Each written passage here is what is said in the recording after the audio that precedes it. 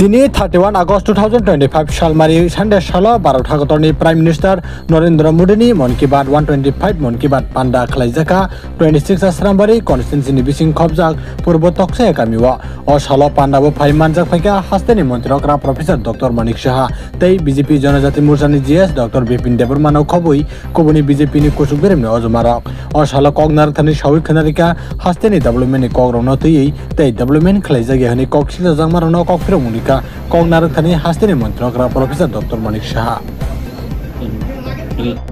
कोई कांदी खुशी थी आपके स्कूल वाले तो स्कूल वाले भी सब खुश हैं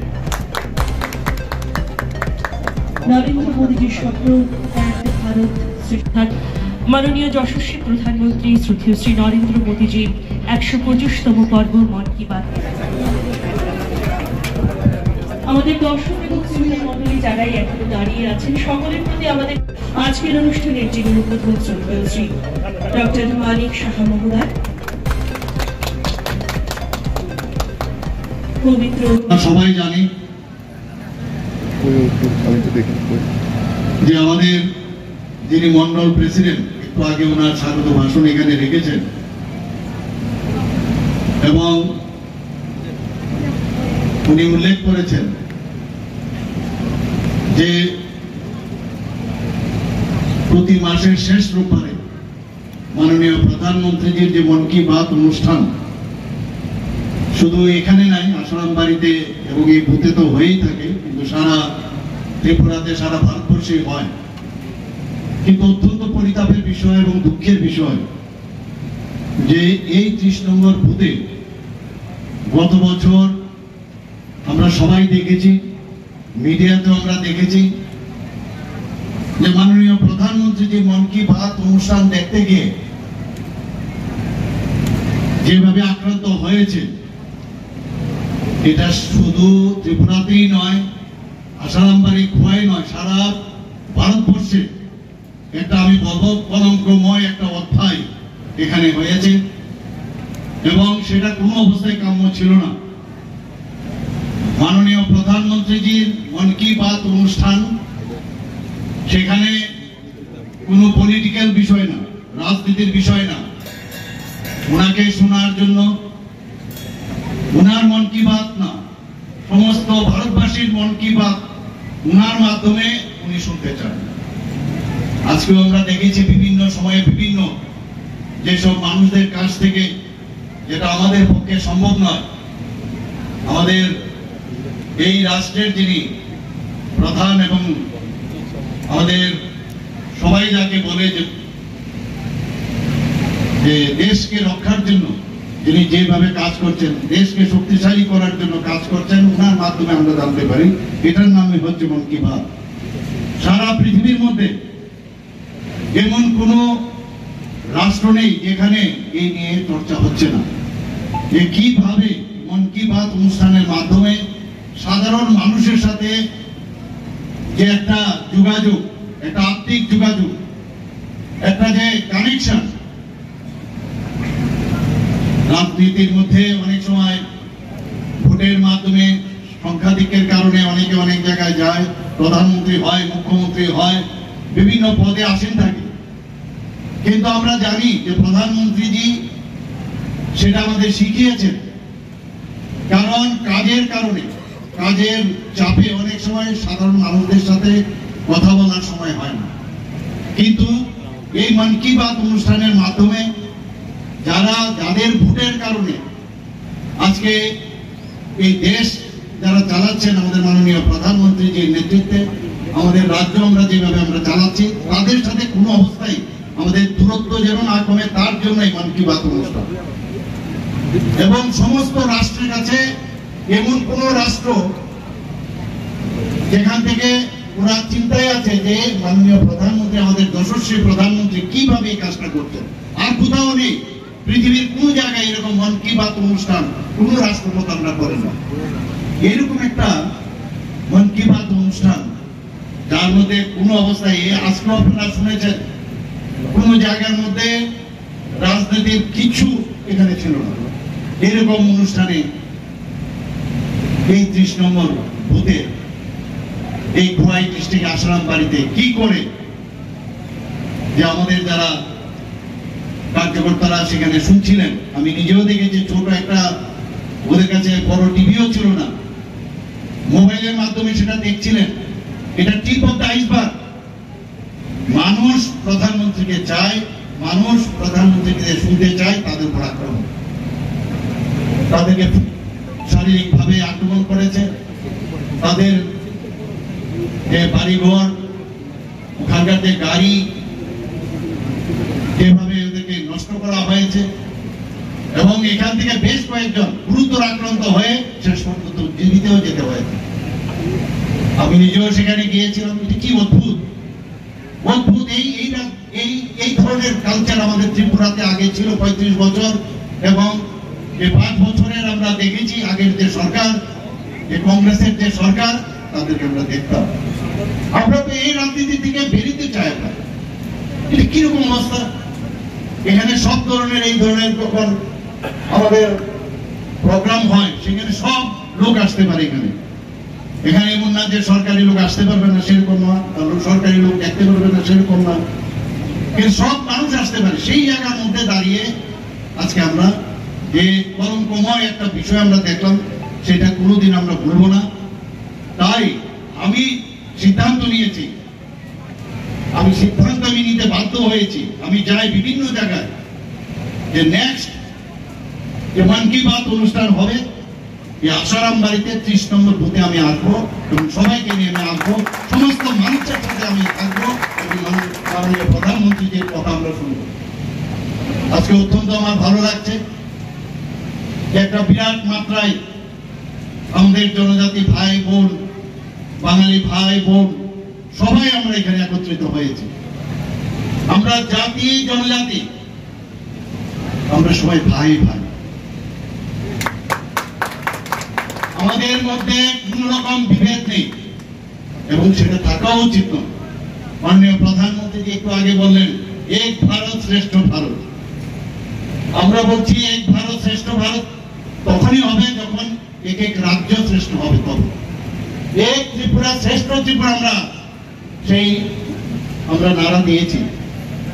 আমরা যদি সবাই একসাথে আমরা না থাকি, সৌভাতৃত্বের বোধ যদি আমাদের মধ্যে না থাকে, এই ভাইচারা যদি আমাদের মধ্যে নিজেদের না থাকে, তাহলে কি করে ডেভেলপমেন্ট হবে, কিভাবে উন্নতি হবে? আজকে আমরা একটু আগে মাননীয় প্রধানমন্ত্রীজির যে স্পোর্টস নিয়ে উনি ওনার কথা রেখেছেন, স্পোর্টস নিয়ে কথা রেখেছেন, এর মধ্যে কি খারাপটা কি বলেছেন উনি? এর জন্য কাউকে শুনতে দেব না, কাউকে যেতে দেব না, যদি যাও তাহলে এই সুবিধা দেব না। আরে আমাদের সরকার, এই সরকার থাকাতে আমাদের কেউ সুবিধা দেব কি দেব না আমরা ডিসিশন নেব। এইভাবে মানুষের মনে নানাভাবে বিভ্রান্তি সৃষ্টি করে বাধা দানের মাধ্যমে এই ধরনের কথা যাতে না শুনে তার ব্যবস্থা হবে। ওগুলো হয় না, সাময়িক হবে, কিন্তু লং রান হয় না।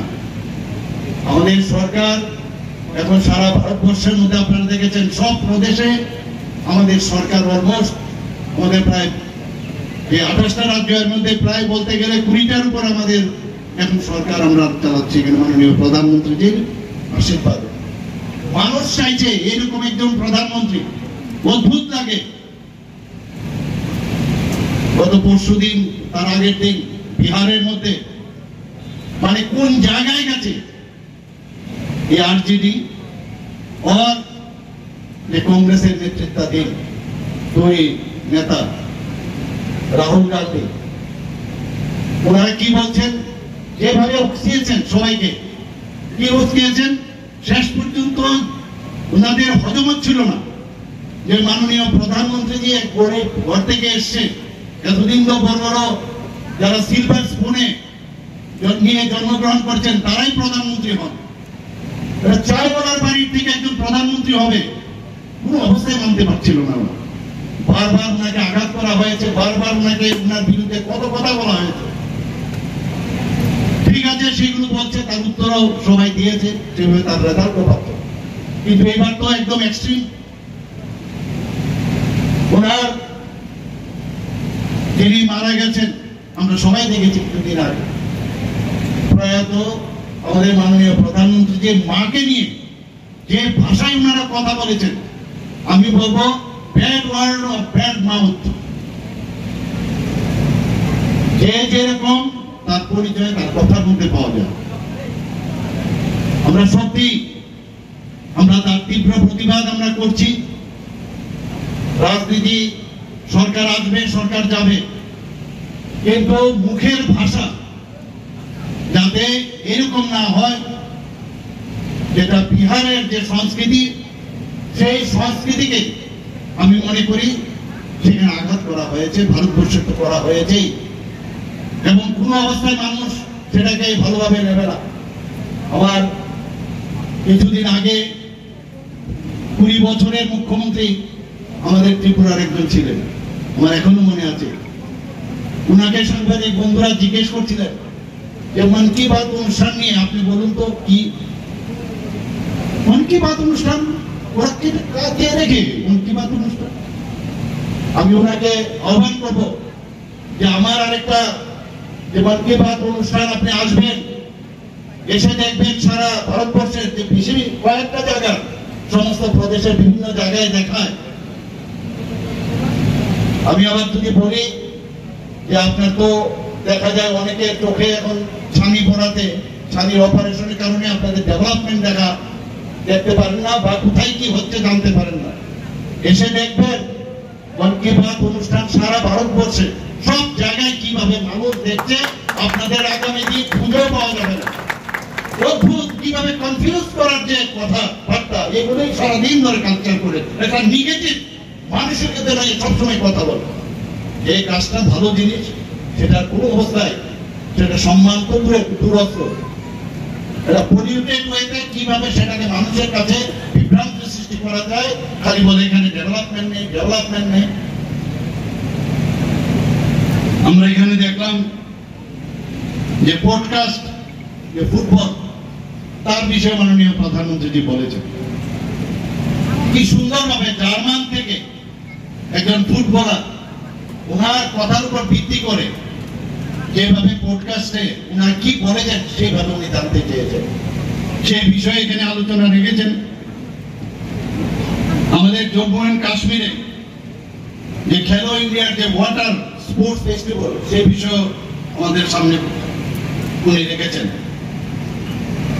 যিনি আজকে যে রুফটপে আমরা দেখেছি বিজলি কিভাবে আমাদের নিজেরা কালেক্ট করা, আমাদের ভগবানে আমাদের দিয়েছেন এই ব্রহ্মাণ্ডে সূর্যের তাপেও বিজলি তৈরি করা যায়, এবং রুফটপের মাধ্যমে আমাদের খেতির মধ্যে এখন যেভাবে পাম্প চালানো হচ্ছে সেই বিষয়েও ডেভেলপমেন্ট, পাশাপাশি মানুষের কথা।